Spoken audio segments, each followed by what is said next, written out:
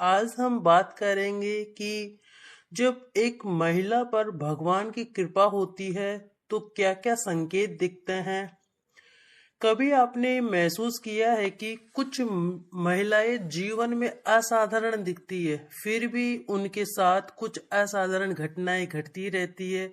वे भी संघर्ष झेलती है, वही दर्द सहती है, वही अपमान, वही असफलताएं, लेकिन फिर भी उनके जीवन की दिशा धीरे धीरे बदलने लगती है। ऐसा नहीं है कि उनका जीवन आसान होता है, बल्कि ऐसा होता है कि कठिनाइयां उन्हें तोड़ नहीं सक पाती। परमहंस योगानंद जी कहता है कि ईश्वर की कृपा जब किसी आत्मा पर उतरती है तो वह बाहर शोर नहीं मचाती, वह भीतर मौन पैदा करती है। जब एक महिला पर भगवान की विशेष कृपा होती है तो सबसे पहले उसका अंतर्मन बदलता है और वही बदलाव आगे चल कर के उसका भाग्य बन जाता है। ऐसी महिला के जीवन में ये परिवर्तन अचानक नहीं आता है, ये किसी चमत्कार की तरह रातों रात नहीं होता है। ये एक धीमी प्रक्रिया होती है, जैसे ठीक वैसे ही जैसे बीज मिट्टी के भीतर अंधेरे में रहकर जड़ें बनाता है। बाहर से देखने वालों को कुछ नहीं दिखता, लेकिन भीतर पूरी दुनिया आकार ले रही होती है। ईश्वर की कृपा प्राप्त स्त्री भी पहले भीतर बदलती है। उसे अचानक ये महसूस होने लगता है कि जो बातें पहले उसे बेचैन करती थी अब उतनी चोट नहीं पहुंचाती है। लोग वही रहते हैं, परिस्थितियां भी वही रहती है, लेकिन उसकी प्रतिक्रिया बदल जाती है। यही पहला संकेत होता है दोस्तों कि परमहंस योगानंद जी कहते हैं कि कृपा प्राप्त आत्मा की पहचान ये नहीं है कि उसके जीवन में दुख नहीं आता है, बल्कि ये है कि दुख उसे उसे पकड़ता नहीं है। और ऐसी महिला के जीवन में भी आंसू आते हैं, लेकिन वे उसे कमजोरी नहीं बनाती, वे उसे भीतर से साफ करके वह रोती है लेकिन टूटती नहीं है। वह गिरती है लेकिन स्वयं से नफरत नहीं करती। धीरे धीरे उसे ये समझ में आने लगता है कि हर पीड़ा किसी न किसी रूप में उसे भीतर से मजबूत करने आई है।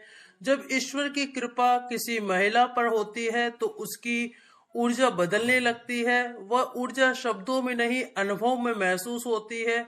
लोग उसके पास बैठ करके हल्का महसूस करते हैं, बिना कारण उसे सम्मान मिलने लगता है। बच्चे, जानवर, यहाँ तक कि दुखी लोग भी उसकी ओर खींचे चले आते हैं। वह कुछ विशेष करने की कोशिश नहीं करती, फिर भी उसकी उपस्थिति में ही एक शांति होती है। परमहंस योगानंद जी कहते हैं कि जहाँ आत्मा शुद्ध होती है वहाँ मौन भी उपदेश बन जाता है। ऐसी महिला को जीवन में बार बार अकेलापन से गुजरना पड़ता है, लेकिन ये अकेलापन उसे डराता नहीं है बल्कि गहराई देता है। वह धीरे धीरे भीड़ से दूरी बनाने लगती है, उसे अनावश्यक बातें थका देती है, उसे दिखावे से चिढ़ होने लगती है। वह लोगों को खुश करने की दौड़ से बाहर आने लगती है। ये कोई अवसाद नहीं है दोस्तों, ये आत्मा का अपने स्रोत की ओर लौटना होता है।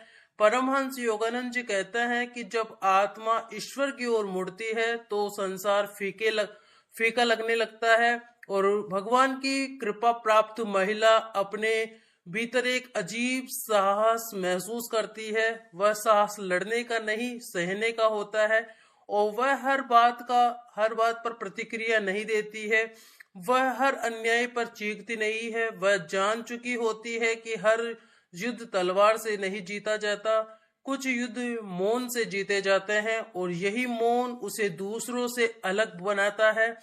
धीरे धीरे ऐसी महिलाओं की प्राथमिकताएं बदल जाती है।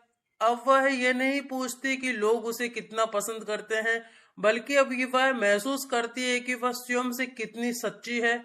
वह तुलना करना छोड़ देती है, दूसरों की सफलता उसे जलाती नहीं है, दूसरों की खुशियां उसे छोटी नहीं लगती। उसके भीतर एक संतुलन आ जाता है। परमहंस योगानंद जी कहते हैं कि जब कृपा होती है भगवान की तो मन प्रतिस्पर्धा छोड़ देता है। और ईश्वर की कृपा प्राप्त स्त्री का सबसे बड़ा गुण यह होता है कि वह स्वयं को समझने लगती है। वह अपने दोषों को स्वीकार करती है लेकिन उनसे घृणा नहीं करती, और वह जानती है कि यह सब पूर्ण नहीं है, फिर भी वह स्वयं को तुच्छ नहीं समझती। वह आत्म स्वीकृति उसे भीतर से मुक्त करने लगती है, और यही मुक्ति आगे चल कर के बाहरी जीवन में भी दिखाई देने लगती है। ऐसी महिला के जीवन में कई बार ऐसा होता है कि जिन लोगों पर उसने सबसे ज्यादा भरोसा किया होता है वही लोग उसे सबसे ज्यादा चोट पहुंचाते हैं। लेकिन हर बार चोट के बाद वह कठोर होती है,